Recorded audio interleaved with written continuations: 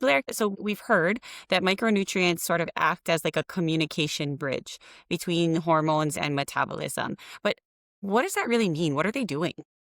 Yeah. So a lot of times when I treat any female or working with a individual client and they want to get on hormones, I'll always do a comprehensive panel of blood work to have a look at their all their other functions in their body because hormones are incredible, but if we're missing all these other pieces, they can only work as well as they can. We probably have to keep increasing the dose and all these other things. So a lot of times when I always want to first look at nutrients and any micronutrient depletions before we jump into hormones because a lot of times females will come to me and they'll say I'm tired all the time, my hair's thinning, I just can't lose the weight no matter what I do, I feel snappy, foggy, I just don't feel like me. And yes, that's a big piece of hormones, but the other thing is, well, what else is going on? If you're, hormones, I always like to think are like the icing on the cake.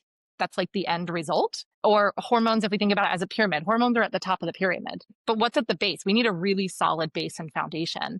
And basically, those are all our micronutrients. Like we're missing like basic ingredients and we're trying to go straight to the top of the pyramid. So I always really want to start there. And when I say like they're the spark plugs, when I think about that, it's like, when I think of like analogy of a car is a vehicle, but in order for it to run, you need the spark plugs, you need the wiring, you need the maintenance fluids, all these little invisible things that make the machine, which is your body, to run really smooth. Just like, for instance, you're not going to drive your car 50,000 miles or 100,000 miles without changing the oil, without changing your tires, without having a look under the hood to figure out what is going on and how can my car run more efficiently.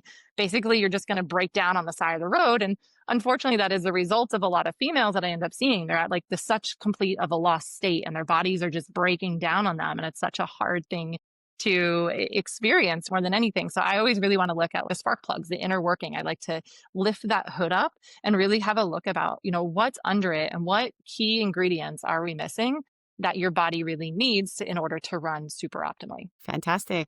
I love that analogy. Sort of, you can't drive the car without the basic components that it takes to make it run, and that they all kind of interconnect and work with each other. Yeah, I Absolutely. agree.